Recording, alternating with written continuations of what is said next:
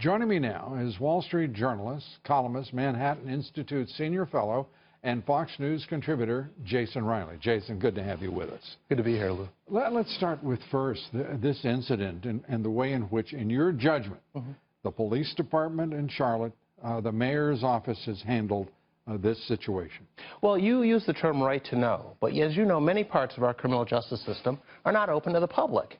And I don't know that the proper way to conduct a homicide investigation is by releasing evidence piecemeal. I think that invites people to jump to conclusions when they haven't seen all of the evidence, Lou. So I think the goal here is to serve the cause of justice. I'm as curious as anyone else about what's on that video, but I'm not sure that releasing evidence bit by bit is the best way for the police to do their investigation. I also don't think releasing that video is going to do anything about those protesters. They have made up their mind about who is guilty and who is innocent. They made up their mind before they left their homes to go out there and protest. Sure. So I don't think this is about calming down the crowds. Well, I certainly have never been one to say that it will, or that that is the purpose of the public's right to know, or the purpose for the government agencies to release it, because I don't contend that, and I don't believe that would be the result.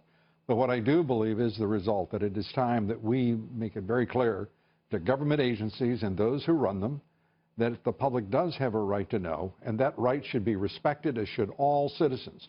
Right now there's a breakdown in respect on the part of the agencies and their respect for the public, and there is a breakdown in respect by many citizens for those government agencies. Well, and to have anyone suggest paternalistically and patronizingly that the American people suddenly are such that we are such childish beings that we cannot be trusted with the truth. We have turned our government and the precepts of this government on its head. We will decide.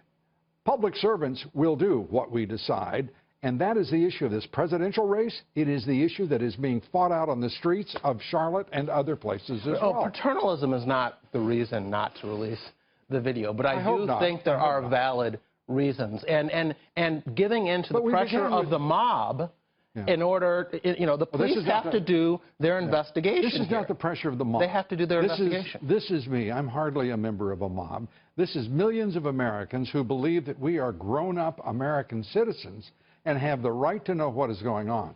And I will guarantee you that most of the people who live in Charlotte, North Carolina, are grown-up, big boys and girls who can handle the truth no matter how distastefully and can come to judgments and, by the way, withhold judgment based on what they know. Well, but to ignorantly deny them the right to know is to turn American values on its head and turn the very idea of community on its head.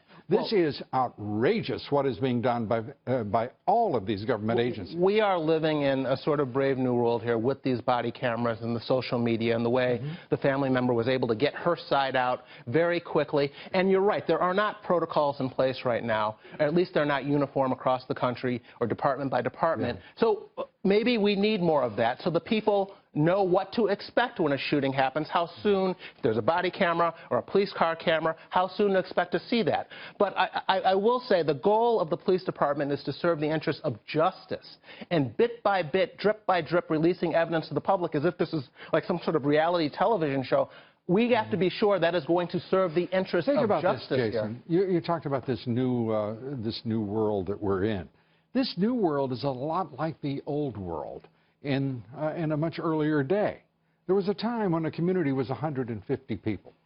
Do you think that word didn't travel much, much faster than, say, in the interregnum between this new world and that old world? Of course it did. People had very clear ideas of one another.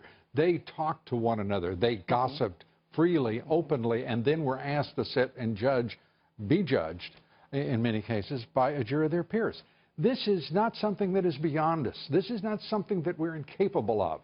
This is something that we have allowed to be taken away from us, and we have to bring it back to us. Well, we're living in a situation now where there's a lot of pressure on police. There's a lot of distrust tremendous on the pressure. Police. And it's very dangerous, Lou. If we're going to start by not giving the law enforcement the benefit of the doubt, you're only going to make the streets more dangerous here. No, not you. I don't mean you. I mean a person. As a matter of fact, I think that what will be seen by people is a police officer or a number of police officers having to make split-second judgments It is But not. even the family of the lawyer who has seen this video said it's inconclusive. So in this case, it's not certain. It's not even certain that showing the video would help us. My point is, every American, and certainly the community of Charlotte, has a right to see that video and to know what is going on. And the idea that we can have grand juries meet in secret, lots of things in our criminal justice system is done out of the public eye, and there's a reason for that. That's fine. And I think the police may have a good reason for not releasing this video this minute. And if they don't have a good reason, they can construct one. So I've got no problem with that. Just as the family's attorney will have its way. But I'm talking about the broader community and our right to know what's going on.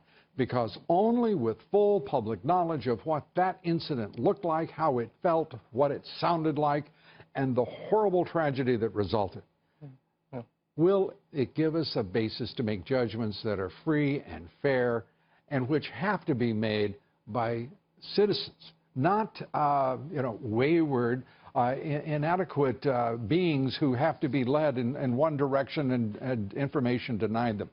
I think that we all have to come together around that. Well, I can assure you that this issue. But we started. Yeah. But we started with me asking you, what do you think of the process underway right now? This is going to be part of Monday's debate. Hillary is going to bring this up. She's going to side with people who want that video released, I believe, and we'll see. We'll see what happens. But this issue, I think, is going to enter the race. Not only this issue, but also the one in Tulsa. I think we're going to see this come up in Monday night's debate. I think so too. And I hope that both candidates will side with the Hillary public will see this as a play for against officers. But it'll a play for the young black voters that she's struggling with. And this will resonate with them. Police officers. I see it as you put it in a play. Yes. I see it as a play for grown-ups acting like adults in this country with the information available to them, understanding the choices that a law enforcement officer and our law enforcement officers are under, as you said correctly, tremendous pressure. And in this split second, the judgments that have to be made, I don't think there are many of us who would want to trade places with that officer at any time. No. Jason Riley, always good to have you here. Thank you. Thank you.